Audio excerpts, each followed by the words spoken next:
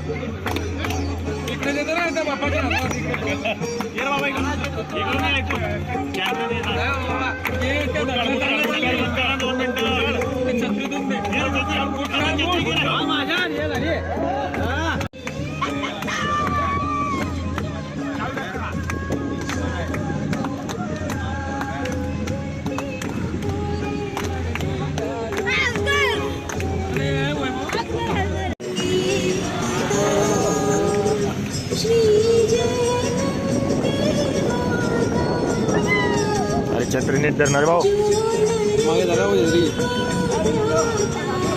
काय सांगाल तुम्ही? आज भोगावतीला पूर आलेला आहे, एक आनंदाचं वातावरण आलंय, पाऊस चांगला झालेला आहे. आज भोगावतीची खणनाळ्यानं ओटी भरून पूजा केलेली आहे. आज किती दिवसापासून पाण्याच्या विषय करत होते. आज 3 दिवस झाले पाणी चालू आहे. आज सर्वांचं गाव आनंदी, आमचा शेतकरी बंधू सुद्धा आनंदी झालेला आहे. कारण जेव्हापासून पेरलं तेव्हा पाणी नाही होतं, शेतकरी बंधू वरती बघत होता, आम्हाला खूप हे लागत होतं. पण आज नदीला पाणी सुद्धा आलं. आम्ही खण सोडून ओटी भरली त्या ठिकाणी.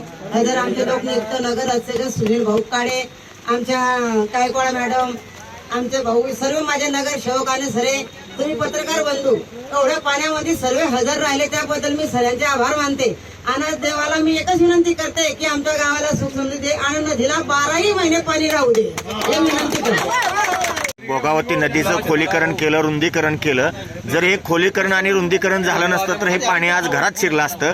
आणि नदीला आज पूर आलेला आहे आणि तुम्ही खणनाळ्याने ओटी भरून पूजा केली आहे. काय सांगाल सर? मी सर्वप्रथम आज या भोगावती नमामि भोगावतीला एक पूर आलेला आहे आणि त्या पुराच्या पाहण्यासाठी संपूर्ण गावकरी इथे उपस्थित आहे. मी या कामाचं संपूर्ण श्रेय माझ्या नगरपालिकेला देणार आहे.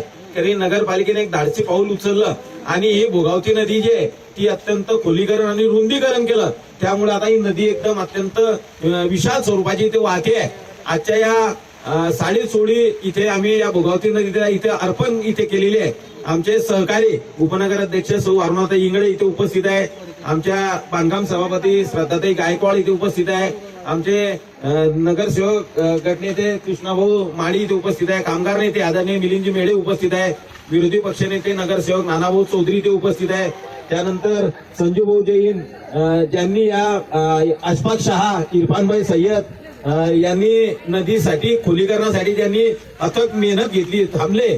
सुनील भाऊ माळी असतील, बळीरामदादा सोनोने असतील, शामरावभाऊ धनगर असतील, फजलभाई असेल, अजमलभाई असेल, आकाशभाऊ निमकर असतील, संजूभाऊ जैन असतील, संपूर्ण बळीरामदादा सोनोने, संपूर्ण वरंगावकर इथे उपस्थित होते. या एकूण एक नगरसेवकांच्या आणि या कार्यकर्त्यांच्या, वरंगावकरांच्या सहकार्याने ही भोगावती नदीचं खोलीकरण झालं. म्हणून आज नदी इथे विशाल स्वरूपाची इथे वाहते आहे. ताईंनी इथे इच्छा व्यक्त केली की ही नदी 12ही महिने वाहली पाहिजे. यासाठी नक्कीच नगरपालिकेच्या माध्यमातून दोन्हीकडनं संरक्षण भिंत, त्यानंतर इथे आपण एक बंधारा, आर्च बंधारा असे 2 ठिकाणी हे बंधारे इथे बांधणार आहे. आणि हे बंधारे बांधल्यानंतर नक्कीच सातमोऱ्यापासून तर खळखळीपर्यंत 12 महिने या नदीला पाणी राहील अशा प्रकारची व्यवस्थापन नगरपालिकेच्या माध्यमातून केल्याशिवाय राहणार नाही. आणि एक चांगल्या प्रकारचं पर्यटन स्थळ या भोगावती नदीचं इच्छा नगरपालिकेच्या माध्यमातून आपण सर्व करूया. सर्व नगरसेवकांना मी मनापासून त्यांना धन्यवाद देतो. मुख्याधिकारी महोदयांना धन्यवाद देतो.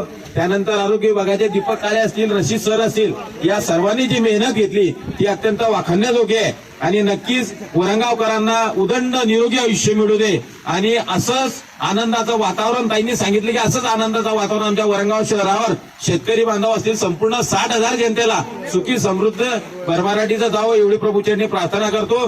देवाला अजून विनंती करतो की अजून आमच्या शहराचा विकास हा महाराष्ट्रात नंबर 1चं वरंगाव शहर कसं होईल यासाठी आज शहराचा विकास होऊ दे एवढी या भोगावती मातेला विनंती करतो. भोगावतीचा इतिहास आहे, भोगावती भोग घेतल्याशिवाय राहत नाही. परंतु आता भोगावतीला आम्ही रूप चांगलं दिलाय, त्याकरता आता भोगावती कोणाचा भोग येणार नाहीये. आणि भोगावती ही एकदम वरंगाव शहराचं एक चांगल्या प्रकारचं सौंदर्य या भोगावती नदीमुळे आपल्या 12ही महिने आपण त्या माध्यमातून कसं करता येईल त्यासाठी आपण प्रयत्न करूया. यासाठी आम्ही प्रयत्न जोरात करतोय. नगरपालिकेच्या माध्यमातून एक चांगला एक प्रस्ताव जो आहे तो आम्ही महाराष्ट्र शासनाकडे इथे सादर केलाय. पंकजाताई मुंडे जे नदी पर्यावरण संवर्धन मंत्री आहे यांच्याकडे आम्ही सादर केलाय. जलसंपदा मंत्री आदरणीय गिरीश महाजन साहेबांकडे सुद्धा जलसंपदा खात्याचे